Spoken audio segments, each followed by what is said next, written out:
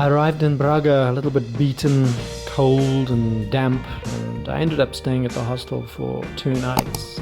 The building didn't have any heating at all. It was absolutely freezing in there. I was also the only occupant, so it was a little bit eerie. My front brakes were totally destroyed from the constant braking I'd been doing on the hills, so I did some bike maintenance, walked around the city, ate some grilled chicken and got some rest. So, a couple of nights later, dawned bright and blue and crispy cold. Time to go.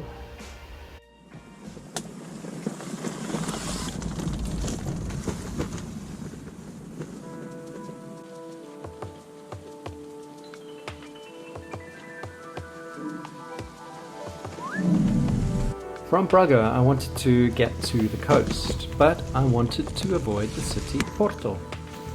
I wasn't interested in seeing cities at this point, so I continued south, but I veered slightly east to avoid the city's outskirts. That first day out of Braga was icy cold, but around me was a bright, beautiful, brilliant blue sky day. The warm sun, when I could find it, was brilliant. At one point I stopped to have lunch. I took off my socks and my shoes, and one of the locals took pity on me and brought out a clean pair of white socks for me. Amazing.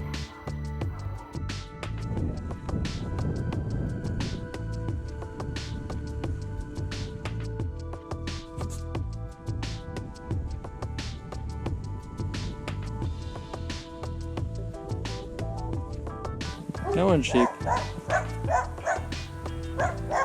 So while I slept up on the hill at the end of that glorious day, the clouds rolled in from the west, bringing with them the winter rain. It was to become a theme for the following days, these huge, massive rolling storms off the Atlantic heading inland.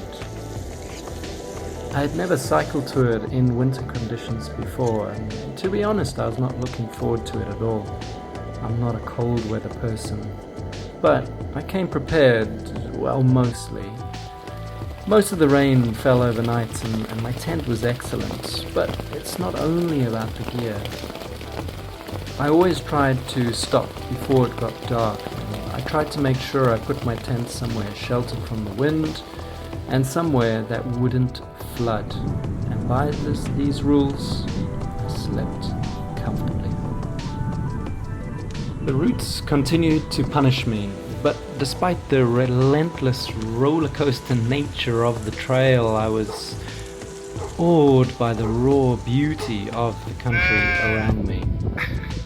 There is something about this part of Portugal that evoked in me a sense of wonder and adventure.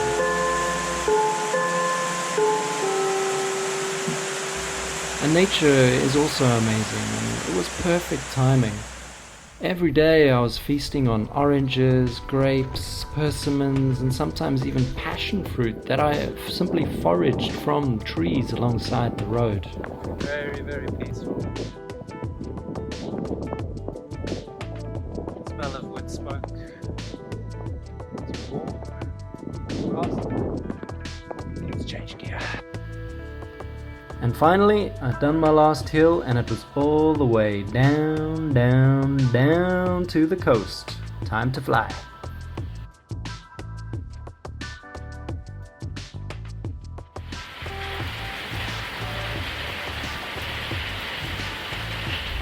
I'd been told that the bomberos take in pilgrims, so when I saw one on the side of the road just before it got dark, I couldn't resist.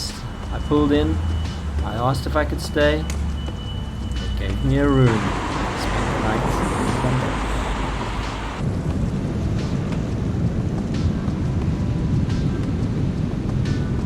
in the After a good night's sleep, the following morning, I made my way to the Atlantic.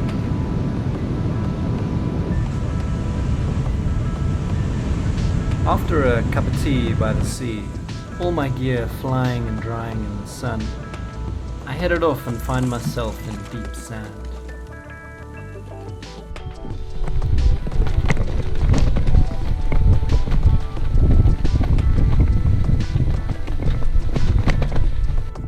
Thought I was in for a tough day, but it didn't last long.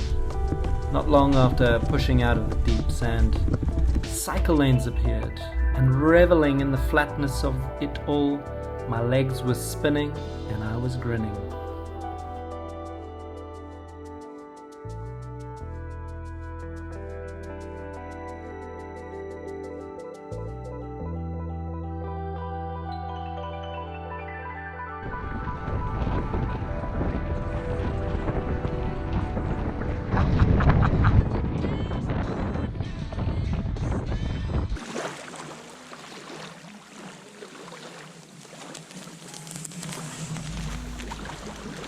By the time I made it to Aviero that evening, where I stayed with a brilliant Warm Showers host, I had already become bored of the coast.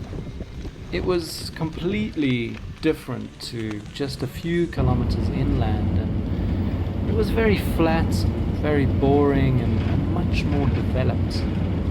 As it was winter, the beach towns were pretty much ghost towns.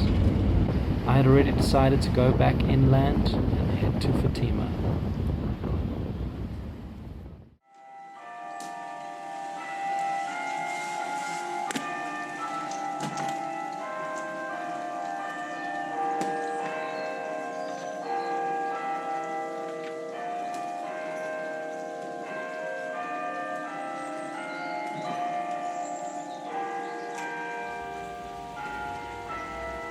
After leaving Aviero, I headed pretty much almost due east to intersect the Camino to Fatima.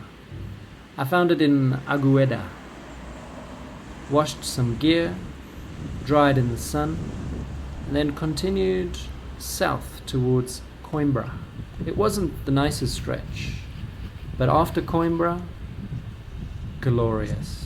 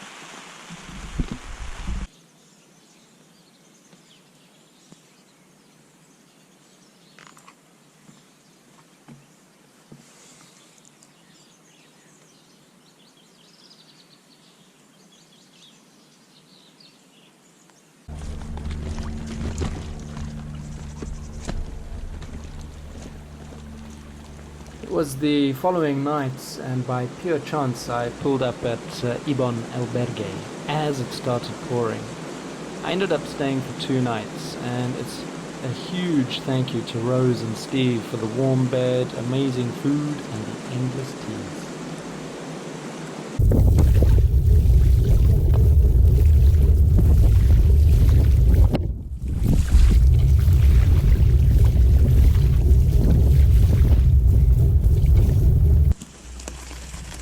From Ibon, the Camino continued through beautiful countryside.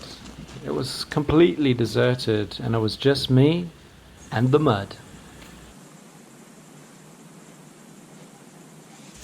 That night, I camped in an olive grove just outside of Fatima, and for once, it didn't rain. Hola. Every year, millions of pilgrims and tourists make the trip to Fatima, as it is one of the most important Catholic shrines in the world dedicated to the Virgin Mary.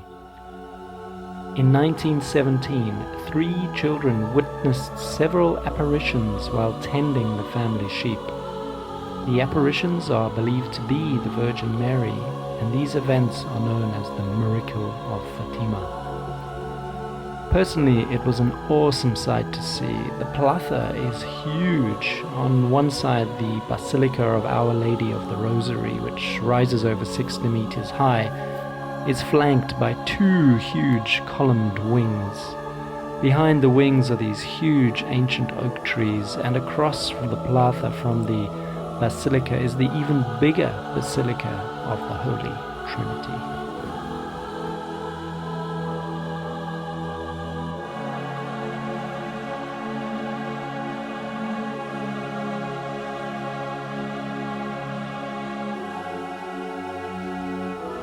Once more, it was time to rest, eat, and do some bike movement.